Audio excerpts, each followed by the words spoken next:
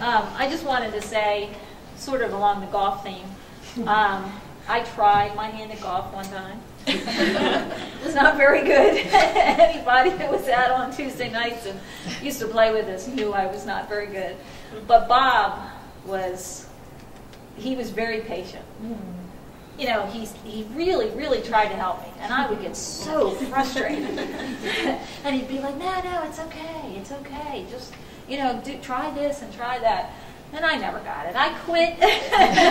It was too much work and too much. But he really, and that's pretty much how he did everything, with a lot of patience and a lot of grace.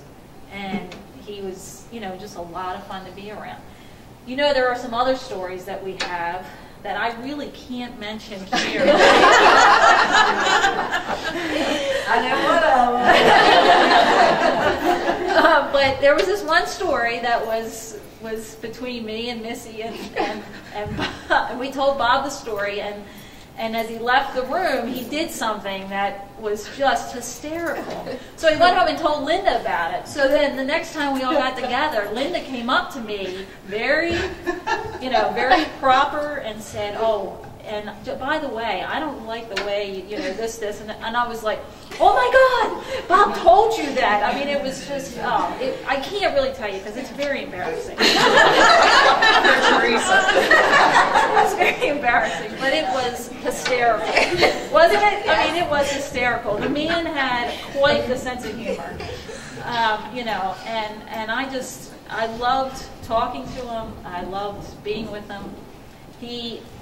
There was, you know, I could go in and talk to him about my family, and he talked to me about you guys, and he really was extremely proud.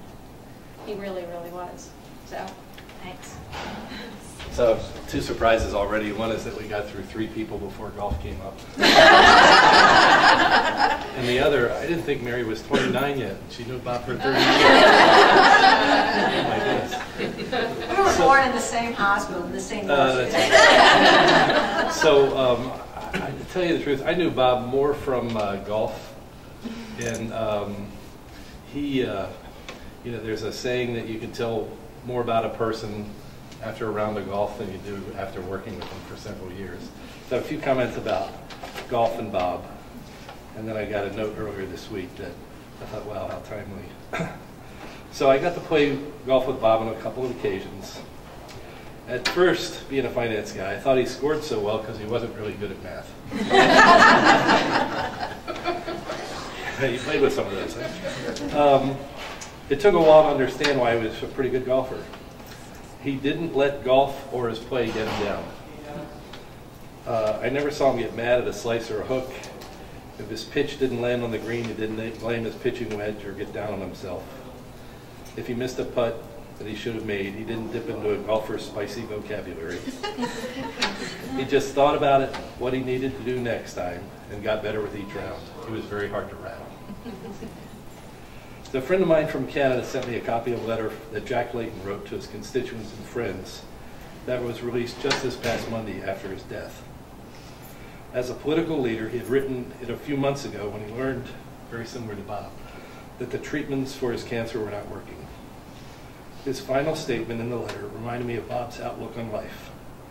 He said, "My friends, love is better than anger. Hope is better than fear. Optimism is better than despair. So let's be loving, hopeful, and optimistic." Thanks very much for coming. So we're going to invite Linda and Christy and Alicia to display the bronze plaque, but I actually have a funny story about Bob that I want to share as well, although I think I found it to be way more funny than Bob did. One day we were scheduled to have a one-on-one in my office, and I was running a little bit late, so I asked Judy and Mary Jo to let Bob know that I would come to his office, and as soon as I got out of my other meeting. So I went back to Bob's office, and those of you remember his desk and stuff are against the window, and he had a table and chairs closer to the door. And so I was sitting very close to the door, and Bob was sitting with his back to his desk. And this was not long after we had moved into Mount Washington, and Bob had a coffee cup sitting up on the top of his desk near his monitor. And I was talking to Bob, and all of a sudden I noticed a little critter walked across Bob's desk and went over and drank his coffee. And I said, Bob, do you have a gerbil? He said, what? I said, did you bring a pet to work? And he said, what? And I said, there's something drinking your coffee. And he turned around, and we'll say it was a mouse. And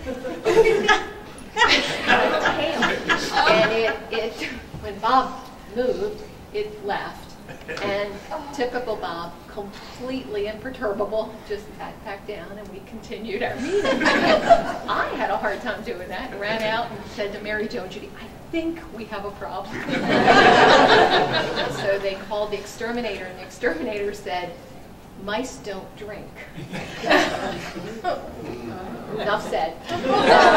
So anyway, it's one of those sort of odd memories, but again, just demonstrates what an amazing guy Bob always was, completely unflappable. So it has been my honor to sort of lead this discussion today, but it is really all of your contributions and your friendship with Bob that I know has meant so much. So without further ado, we'll invite Linda and Alicia and Christy to hold the drink. Well, I just wanted to say that Bob really enjoyed working with all of you. There's so many, and he loved working here. And I just want to thank you all for everything that you've done and for how much love support that you've shown him and us. It's just been tremendous. I thank you so much.